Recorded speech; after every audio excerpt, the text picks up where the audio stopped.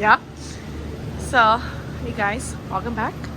We are now in Niagara Falls on the U.S. side, and we are gonna get lunch since we haven't ate this morning yet. Before we go check out the falls. What do you want to eat there? Oh, everything's good right now because we haven't ate all day. Took us 2 hours to get here from Erie, Pennsylvania, and yeah, woke up and then just drove here. I know, right? Like I said, everything looks good right now. There's Michael coming with my food that I ordered from Mr. Teriyaki Express. So much. What? It's hot. It's hot? Oh. So I got the braised beef noodle soup. You see, it's not spicy at all. And it's one of their popular dish. This was 20 bucks. And then now Michael is getting his food. He got the chicken curry.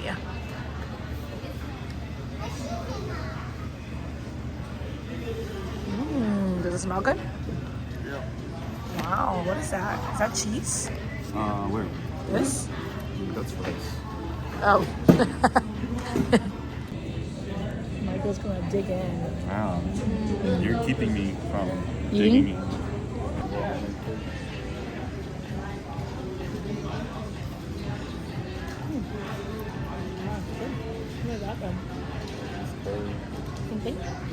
Here's Michael. Gonna take a picture with the Niagara Falls State Park sign.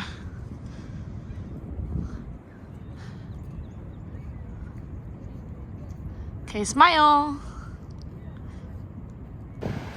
Okay, we made it. Woohoo! Look at the water. Oh, the current is so strong. It's crazy how strong it is. And then over there is Canada. Just across the river. That's how Michael's gonna kick me off the dip. Yeah, you're not very nice, Michael. What? So you're not very nice. I know. Just kidding. Oh, you're not. I'm sure you want to throw me down there. Wow, look at that. We're gonna keep going over here so we can see it a little better. So keep going, keep going. Lots of people here. I wonder what that is over there. Where people are walking on. Should we go over there? Might have better look, huh? Yeah, because it's more straight. Wow, look at this. Woo! Quite strong. Look at all that.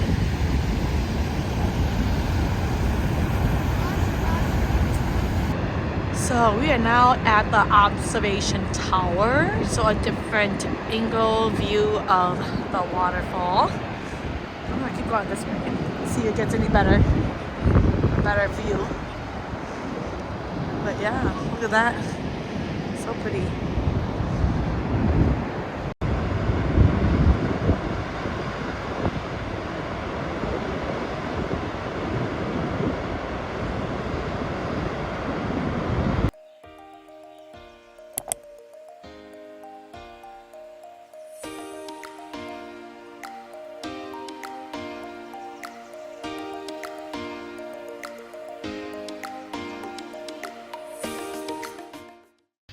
Hey guys, we are now at Fort George National Historic Site, and Michael here is going to trespass. What is that called again, dear? Holy chat? No, the name. It's a fort? Oh, it is. This is where they would put So this is training? cannons. This is training or no? This is real? Of course it's real. It's old. I mean, what is it used for? Huh? What is it used for? So it's like strategic firing positions, right? You Like can in mount, battle? Yeah, you can mount cannons here. Oh, this mount is cannon real. Here, yeah. Oh, so they're using that. Once upon a time, they did do it here. Yeah. So. Wow, that's pretty cool. they always strategize, like if an opponent or an enemy were advancing, Okay. they wouldn't be able to advance because the fence. And then That's they pretty cool. they have the high ground. From here, So they have the high. Yeah, covering from their left and right lateral limits. Okay. Yeah, and then they wouldn't be able to penetrate the stronghold at all. And then like in there would be like their camp. Yeah, of course. It's kind of like Cool. Yeah, like think of this as like an old Camp Pendleton or like Fort Worth. Yeah, but I've never been to them either. Oh, I can't let you. Yeah. All right, those are modern. All right, yeah, those are modern. I know. I can't military even bases. visualize what you're trying to tell me. It's okay, right? Those are like modern. How would I call it? How would you call it? Military bases, right? This is like an old military base. Prone position. Do you think they would ever win? But then they would be shooting you too, though, right? Yeah, so they have canyons, and they would shoot you. In this position. A cannon's mounted right there. Would they still do it? Huh? People would still do it though, right? They would still come here and lay down and shoot. I don't know the history of the. No, like would they? Would people actually do that, like soldiers? Like what do you mean? Like do what you did? Would they actually come? No, they wouldn't even make it here. They'd probably die before they got here. Really, Michael? L'Oreal? No. Yeah. Welcome to your self-guided tour. All right, so Fort George National Site here. Yeah, so number one, as you can see, the front gate, we just passed it right behind you. You'll notice that the fort's main entrance is secured by heavy gates made of massive timber and reinforced with iron spikes. Yeah, I saw that. Yeah. Okay. Where's your next? Number 2. Brock's Bastion. What's that? First? Brock's Bastion is going to be over here. What is that? Let's go figure it out. All right, read it. Does it say anything? Yeah, Brock's Bastion. Brock's Bastion was the fort's most strategic artillery location. From here, British gunners could aim heavy artillery directly into the heart of the American Fort Niagara. Is that what it is there? Yeah, right here. Is that a canyon? Right? Yeah. Wow. So this was the most strategic defensive position. This one is? Yeah. What was the other one? No? I don't know. It doesn't list it. Yeah. So maybe it's just this one then. We'll see why. Dang. Wait. So how's there a hill here? What do you mean? Like it was always like this? How did they build it? Probably man-made. You think so? Back then? Of course. So what? You just throw a lot of dirt? Yeah.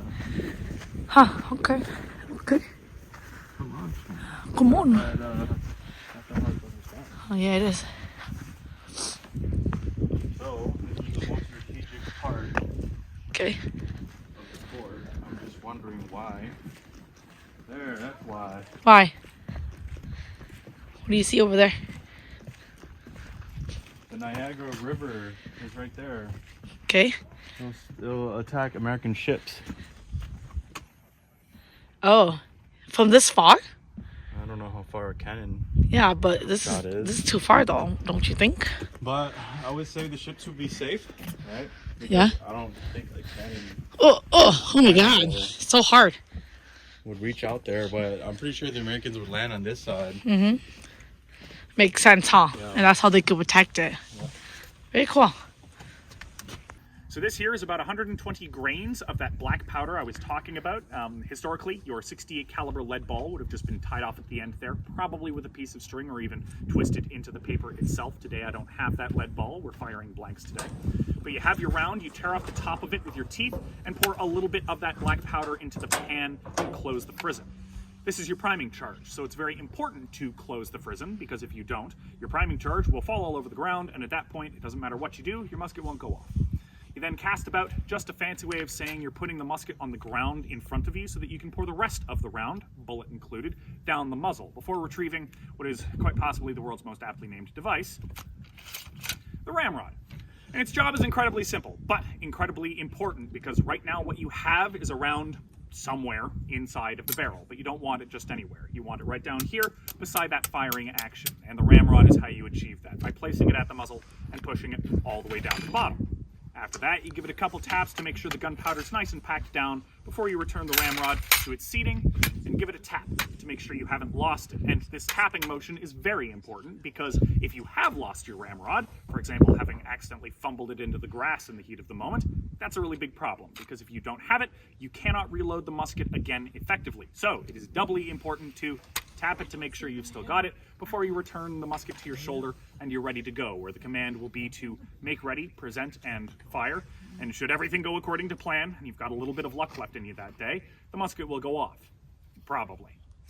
With that said, I'm going to be aiming for 2 shots for you folks, the first of which I'm going to be doing in that slow, steady platoon loading exercise I just outlined for you, partially so you can see each of the different steps as they happen, but also so if you're maybe not the biggest fan of sudden loud sounds, you got plenty of opportunity to plug your ears before the musket actually goes off.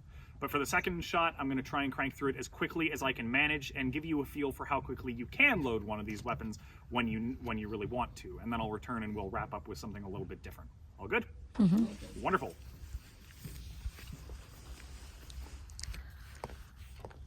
Just going to take a moment to take my gloves off.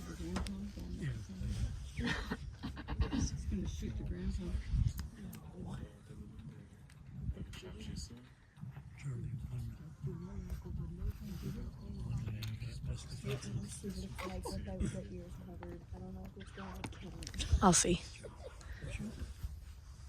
With blank cartridge, prime and load. Handle cartridge. Prime. Cast boat. Load.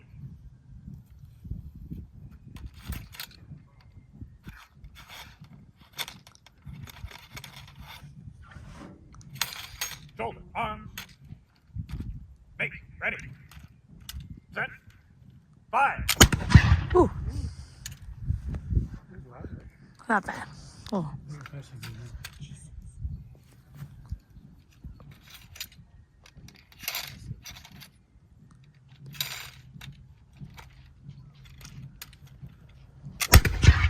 Ooh. And there you have it, the loading and firing of the Brown Bess musket. Ooh. Thank you very much. So, one of the things you folks might have noticed while I was firing that off was just how much smoke was made while it was being fired. And keep in mind, that was just me. One person firing 2 shots over the course of maybe as many minutes. You multiply that by many thousands of men on a battlefield over the course of an entire battle, which can last for hours in this period. Very quickly, what you have is a thick fog that settles in, obscuring basically everything from view. We have references of soldiers not being able to see the enemy they're firing at until they're roughly the distance that I am to you now, which is incredibly close and uncomfortable when you think about it, but that is exactly why we wear these bright red jackets with these bright white shoot me here crossbelts. It's not just so that we look good, though that is a happy secondary effect. It's mostly to make sure that when you have a split second to decide who's coming towards you through that fog of war, you have as much information as possible so you don't accidentally shoot your own guys. But as exciting as the musket is, there were weapons that were more feared than them on the battlefield, and for myself as a British soldier, that would have come in the form of the triangular socketed bayonet. Triangular because of the shape of the blade, and socketed because it has this ring socket on it with which I can affix it to my musket. And this is a very scary weapon, and not just because it is 13 inches of cold British steel, but because of the triangular shape to the blade. Wounds made by weapons such as these are incredibly difficult to dress, even with today's modern medical technology. And that's because the simplest solution to a stab wound is to sew it up. You go get stitches, right? But the issue with the triangular wound is that you can sew up one side, you can sew up a second, but when you go to make that third stitch, generally the pressure from the first 2 is so great that they will burst open and continue to bleed out. Really not ideal, and it's for that reason if you were stabbed in a vital area of the body, such as the chest or the belly, you were effectively declared dead then and there. A surgeon wouldn't even try to help you. But if you were lucky enough to have been stabbed in an extremity, such as an arm or a leg, and I say lucky here with a little bit of liberty, there was a simple solution, something that was practiced the world over for thousands of years at this point: amputation. So, a little drummer boy, probably no older than 13, would have dragged you off of the battlefield and brought you to the regimental surgeon, of which there was one for every 1,000 men in an army. That surgeon would have introduced himself, and in anywhere from 2 to 7 minutes, he would have lopped off the afflicted limb, sewed you up with a little piece of string, maybe folded a flap of skin over the top to make it look pretty, and then sent you on your way. So while this is a very effective method and efficient solution to that first problem, there is one glaring drawback. This is a pre-germ theory era, which means that surgeon probably didn't wash his tools before he operated on you, or his hands for that matter. So whatever the last guy he was operating on had has just been introduced to your new wound. And so, in the attempt to save your life from that initial stab wound, that surgeon has almost certainly condemned you to death from infection later on down the line anyways. And it's for that reason why these weapons were so feared. And it's on that slightly less than cheery note, I will wrap up this musket demonstration. Thank you all very much for coming out and listening to it. If any of you have any further questions for myself or would like to come up and take a photo with me, please do so. It is why I wear this funny uniform after all. But if you wish for neither of these things, I wish you a very happy day here at Fort George. Thank you. Here? Oh. Open. Soldiers Barracks. Oh, wow. This place is home for about 50 to 60 people. Wow.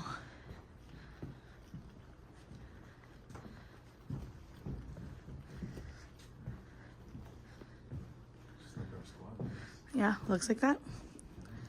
So then how many people fit?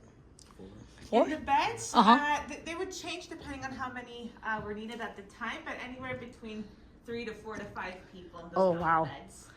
So it's not one person per bed. Except if you're on this side of the room, Uh-huh. this is where the non-commissioned officers, so the sergeants, the corporals, and the drummers, they sleep here, but because they're in a higher position than the soldiers, they get a bit more privacy. Oh, interesting.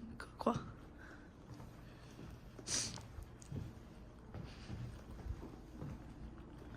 That's our musket broken down to different compartments. The soldiers would never see it like this. There's way too many little pieces that they could lose.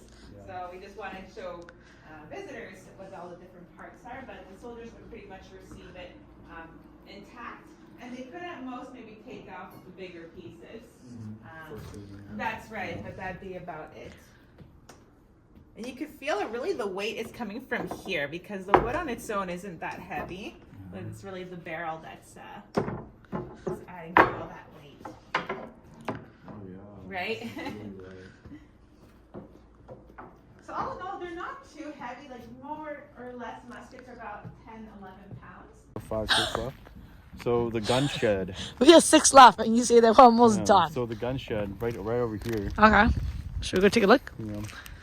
Gun shed. What is a gun shed? What does the description say? So basically, gun shed is where they store their munitions. The powder? Yeah. So artillery was an essential part of just about any type of military operations. Field pieces were smaller and lighter, and were designed to be able to move quickly through to support the infantry in battle. So when not in use, these guns were stored in a state of readiness outdoors or in a shed, which is the gun shed. So like the guns too? Yeah. So Guns basically, and powder? this is like their armory. They put their guns here. Looks so small. It's probably was not like this. It was probably bigger. Just remember, this fort was destroyed, Oh yeah. and this is just a recreation of what it may have looked like. So their guns would be in here too. Yeah. That's what you're saying? Yeah, so their guns would be in there. What's next, Michael? Number 8, the officers' quarters. Which is the yellow this house? is for officers. Officers. Yeah, so if you remembered when we went to the Barracks. Yep. right, I was for enlisted. enlisted personnel. And then we saw on one side, Yep. we saw all the privates and Yep. Lower ranks. whatever lower ranks get treated like garbage because it's 4 to a bed. Yeah. 4 to 5. Remember? 4 to 5 to a bed, right? I mean, that's on the other side, the nice side, which is a 2-man bunk bed. That's the NCOs. NCO. So sergeant and above. Now, sergeant and above, also known as non-commissioned officers. Non-commissioned officers. All right, let's go look at the warrant officer. Not warrant officer. Look at the officers' houses. These are the officers' quarters. All right, let's check it out. Looks really nice, y'all.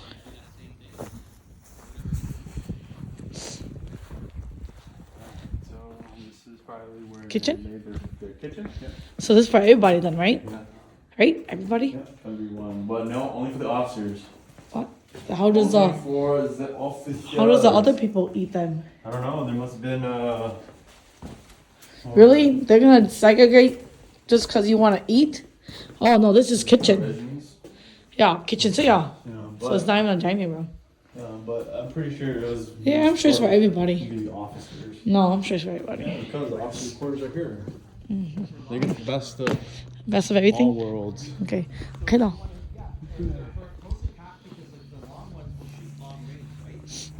Are you liking it so far, dear? Learning? No? Yeah. Yeah, you like it? I'm glad we came. I thought you might not enjoy it, but I guess you do like war, huh? No. War, soldiers, military. Wow, this is an officer's home. Would you say one or would you say more than one officer? How many officers would you say? I'd say more than Oh, officers. wow, look at them. So bougie. They get one house to themselves. What? Really? So one officer, Yeah. one house. Yeah. So this is just one officer's home? I believe so. Yeah. No, it's too good to be true. I believe so. Oh, look, they all eat here too. Maybe? Hello. I believe so. I guess we can ask, huh? Okay, so this is dining room reserved for officers. So I guess that is true. Problem with that is, it was not inside before. See, this building is very deceiving. Currently, it looks like there's one bed over there and a dining room, and then a big dining room, another room for visitors, and two guys sleeping in the back. In fact, the building was broken up into apartments. Oh. There were 6 apartments in there. 2 junior. Very nice house.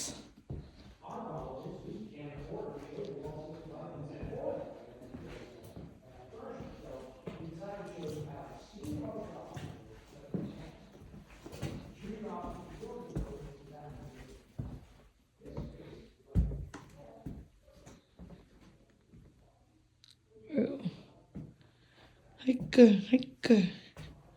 It's a very nice house. What number are we at now? What is this? A shop? It's the workshop. Workshop. Weapons workshop. Okay. They must have been really busy, huh? All right. Anything from that paragraph? For this Yeah. workshop? Yeah. Let's see here. So that's where carpenters, blacksmith, and 2 most important artificers Okay. could repair or manufacture mostly anything from tools, That's it? weapons, and clothing. Okay. Oh, is this the next one? What does it say? No entry. Oh, no entry. Okay. Is that it? Yeah. What else is left on the map? It's that one. That's the last one. Which one? This one right here. Oh, okay. What does it say? See here. So this one is known as the guard point. Guard point. Yeah. Okay. Basically, it doesn't really say much about it. Well, you know what it is? Says that the guard point just protects against rear enemy flanks. Your voice is So- echoing too. Is it? It was earlier. That's nice. So it's protected all around, right? Yeah. There's all these forts all around. Or find points, bastions. What? Bastions? That's what they're called? Bastions? Well, didn't you call them fort earlier? Fort. Remember? This whole area It's a fort. is a fort. Okay. Currently walking downtown here at Niagara-on-the-Lake. And then here is a well-known hotel, Prince of Wales Hotel. Alright, we're gonna loop around this side of downtown and then we're gonna head back and grab some dinner before we head to the hotel.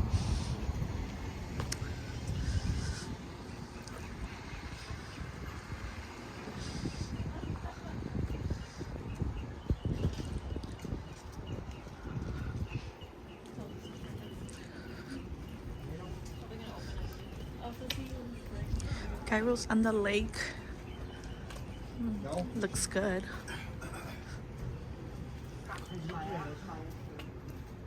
Well, okay, good. Well, I was looking at the family deal. Looks good. Yeah, it looks good though, yeah.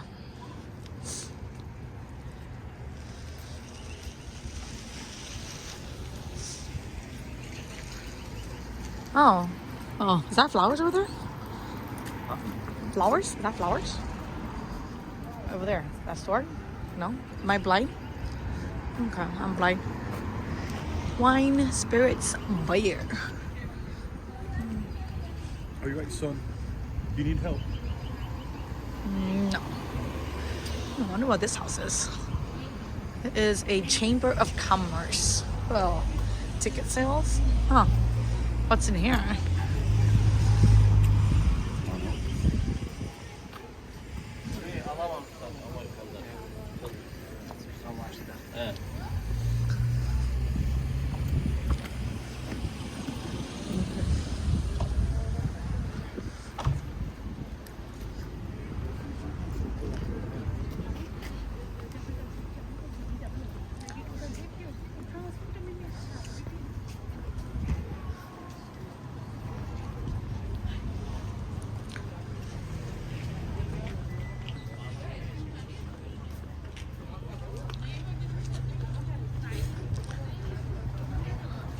I guess we're not buying anything, huh? Just scrolling around. Rolling downtown. Ice cream spot. Another one? Course? Is that really course? Oh, cows. It looks like course. Okay, so this was an ice cream spot. You think so? Yeah, more variety.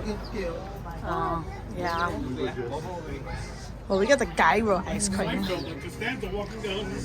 Cool as a moose.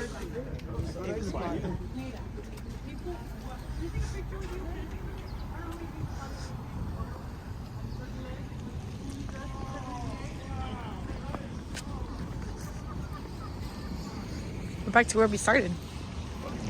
Huh? Versions. Wow, this is really Canada. Yee.